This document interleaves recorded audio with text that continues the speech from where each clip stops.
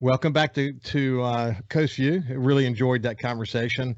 Now we're going to move over to my friend Matt McDonald, and Matt. He's the executive director for the Mississippi Coast Coliseum and Convention Center. We'll get the latest on what's happening at the Coliseum, but Matt had a big time health scare recently, and I reached out to him. I had a couple of opportunities to share some stories of my own when I had to do mouth to mouth on my granddaughter, urging people to learn CPR. I've had a health scare of my own that I've talked about before. But Matt had a really significant health scare, and he posted something on Facebook that got me thinking that I should invite him back and see if he'd be willing to tell a story, because it could affect anybody. I mean, this is the kind of issue that he faced. Could be a silent killer. He paid attention to his body. It helped that his wife was an RN, but he's got a very compelling story to tell, and I wanted him to come back on Coast View. And I thank you, Matt. Incidentally, good morning to you for being willing to come back and then have a conversation with me and tell your story. How you doing right now? Ricky, you've known me a long time, and whether it was politics or the Coliseum or whatever, my life's always kind of been an open book. But in this case, having an open book on this matter might help save a life, and I'm all about that, because it certainly scared me, and it involved swelling in my lower left leg from about my knee down to my ankle that persisted for at least 6 days. And I didn't know, I knew I hadn't sprained my ankle or twisted it or my knee or anything like that. So I knew it wasn't a muscle injury or something that I would have done by accident. So infection was the first thing that came to my mind, but I didn't know, there were no scratches. I didn't injure myself in any way, shape, form that I could recall. That being said, after no progress of any kind over 6 days, if anything, it was getting worse. I felt it was time that I go ahead and get it looked at, and I went into one of the emergency clinics on the coast, and they thought it was a blood clot, but couldn't confirm it because of not having the right equipment at that particular site. But they strongly urged, and I recommended, they urged that I go immediately to the emergency room, which I did on Wednesday night of last week. At that point, it took a little while to get into the emergency room because of all the issues they're dealing with. But once I got in, they quickly diagnosed the fact that I had blood clots, and they wanted to find out how far those blood clots had moved in my body. And once they determined that those blood clots were not just in my leg, but had moved into both of my lungs, lower lobes, and in one lung, lower and upper lobe, then there was no question I was going to be checking in to Memorial Hospital for an extended stay. Wasn't my idea of a vacation, but nonetheless, the people at Memorial Hospital did an outstanding job. The nurses, the doctors, the techs, even the lady that ultimately brought me some meals the last couple of days I was there. I mean, everybody did everything right. They were very nice and kind, and made sure that I had as much information as I could digest. And without that treatment, Ricky, I could have had a stroke. I could have had a heart attack. I could be dead. And I'm not wanting to over dramatize it. I want people to understand, you get a signal like that, don't ignore it. If it's a money issue because you don't have health insurance, don't ignore it. Go. There's a lot of ways you can figure out how to get the bills taken care of, whether by payment or forgiveness or whatever the case may be. But if you ignore it, the options are not good. Yeah, Blake, for people who don't realize this, any blood clot period is not good. And the bottom line, if it settles in some of the blood vessels in the brain, that could cause deprivation in the brain. That's what a stroke is. In the heart, most people have a little bit of buildup in their arteries anyway. So you add to that a blood clot that gets into your heart, and it can't work its way through. It settles in somewhere, and it causes some deprivation of oxygen. That's what a heart attack is. And a blood clot in the lung is a really bad thing. Not that the other two I mentioned aren't bad in and of themselves, but getting the source understood, getting blood thinners going, doing all that they did. You ended up in ICU, right, Matt? I was in ICU for about 2 days. They put a catheter in my groin, which was a bit painful, but it didn't last that long. The length of the process to get the drip into my system through the catheter to attack the areas in my lungs to dissolve the clots was the longest procedure that I went through. And I had to lay flat on my back for at least 24, I think it was closer to 30 or longer hours. And that was a bit much. And I had to get my brain really in gear to understand that if I didn't do this, the options were not good. So, you know what, you do what you have to do to survive. And I'm very, very thankful that I was able to catch it. But, you know, there's a lot of mystery as to what's been going on with COVID. And I'm not here to take one side or the other. I'm totally transparent. I've had not one, but not two, but 3 vaccinations of Moderna to include the booster. I believe in it. Some don't care. I'm doing what I think is best for my body and not really wanting to get into debate about that. But that being said, I got some varying opinions, whether it was from the emergency room doctor or from my cardiologist or from other physicians that my works with on a daily basis that are probably some of the most talented physicians here in South Mississippi.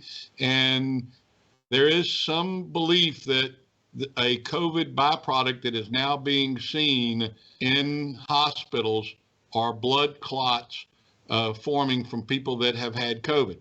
Even with the vaccinations, I had COVID during Christmas time. It wasn't pleasant. I did not go to the doctor. I did not go to the hospital. It ran its course in 4 or 5 days. My symptoms were not crazy, but I did not feel good. I had aches, I had pains, I had fever, I had a cough.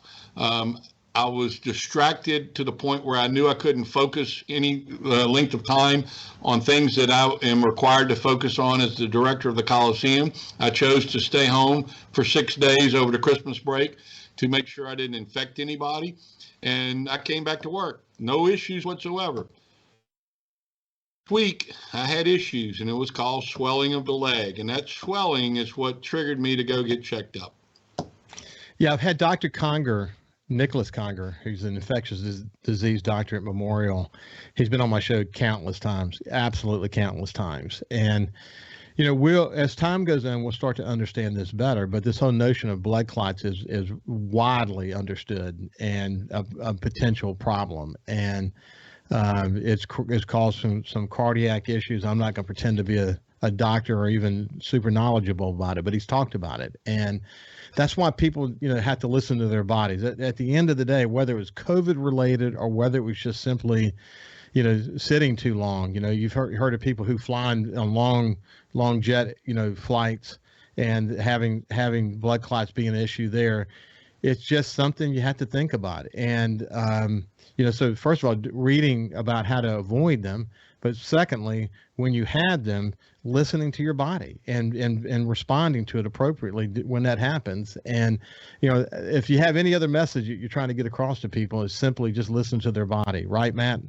Pretty much. And like I say, some people put off, I'm the worst about it. And I'm married to an RN, a very talented RN. And it's like, I know I hurt her feelings when I'm not paying attention. But going to the doctor is not my idea of a good time. And I try not to go unless I feel that I need to, and I got to do a better job of that. And I encourage everybody else to do the same.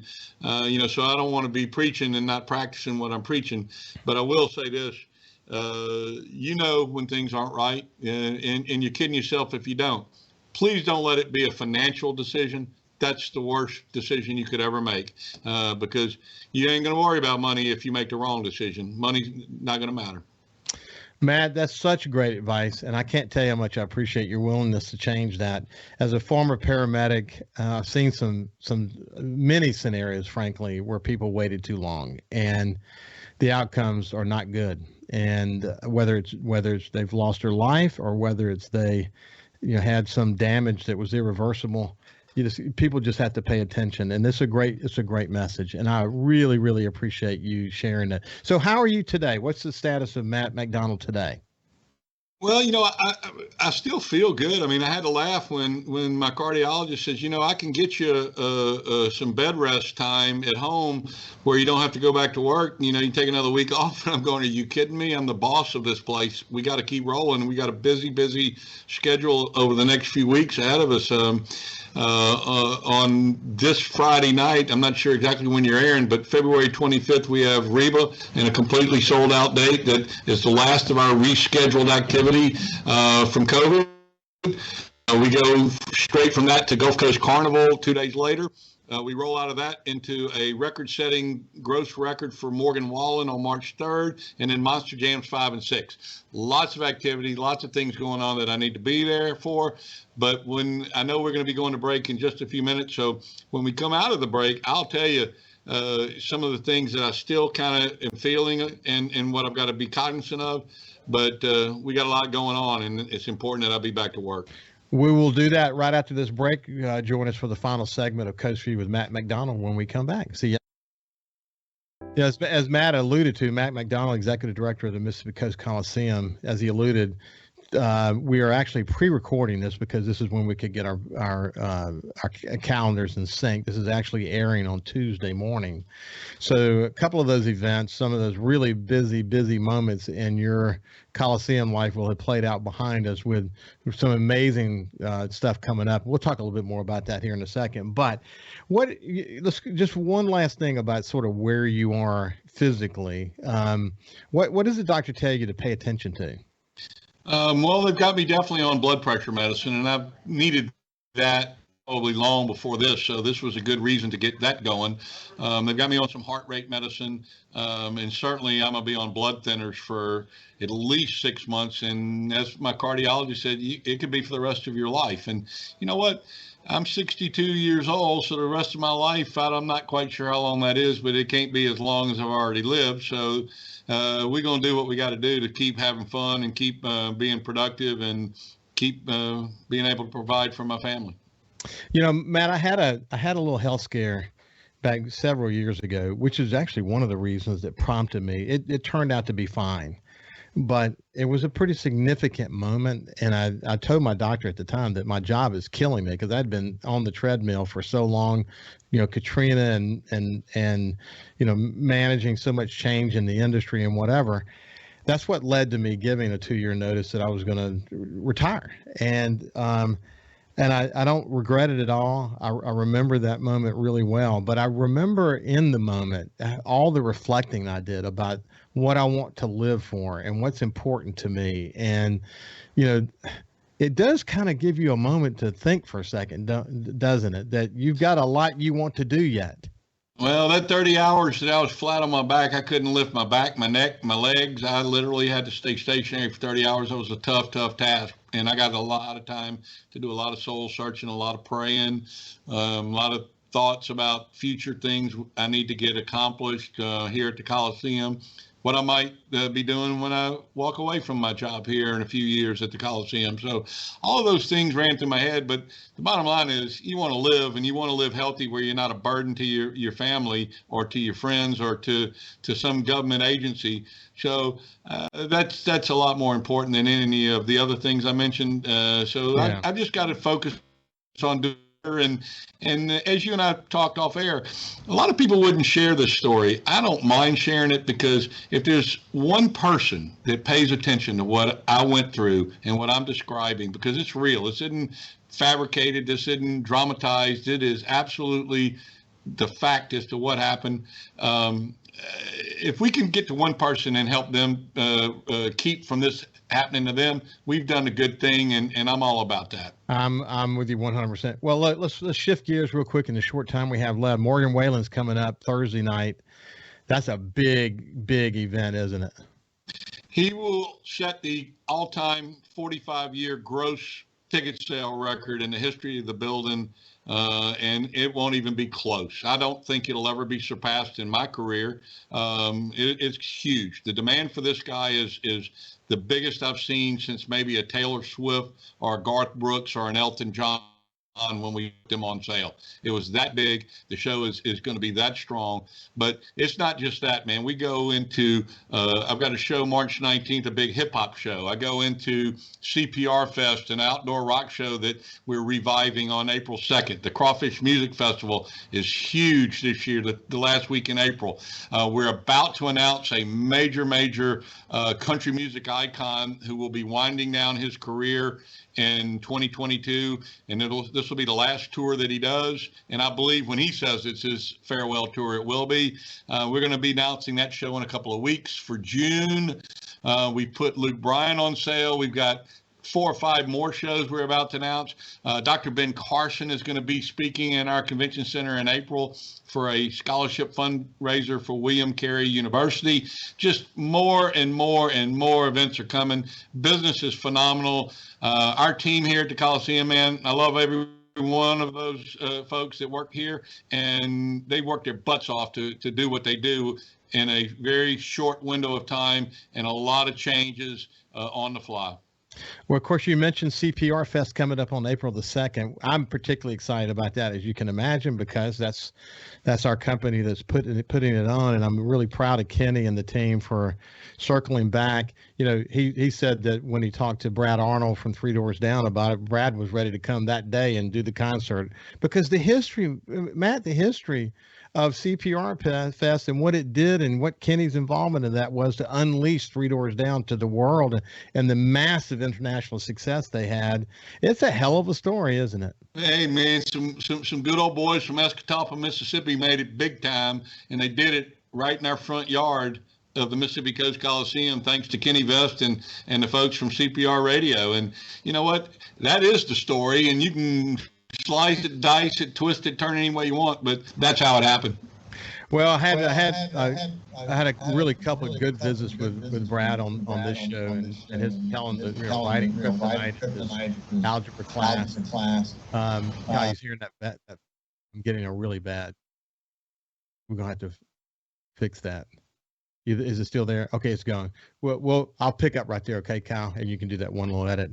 But anyway, Brad Arnold, the story is just incredible. And, the time that I had to visit with him talking about writing kryptonite in his algebra class and all the other things that went with that, and how the role that Kenny Vest played, and he gives Kenny full credit for the role that sort of unleashed their career. But it's just incredible what they did, and look forward to hearing them on April the 2nd. Anyway, listen, Matt, thank you, my friend. God bless you, and hope you continue to have health and happiness in your life. And thank you for being well. One last thing I want to add, don't forget, hockey is coming back. We got that deal done, and the season will start in October. Season tickets go on sale March 8th. Season tickets go on sale March 8th. For all you hockey fans, it's back. We did what we told you we would. That's great. That's great news. In fact, next time we visit, we'll visit more about that. Anyway, this has been Matt McDonnell from the Coast Coliseum. We'll see you later. Thank you, guys.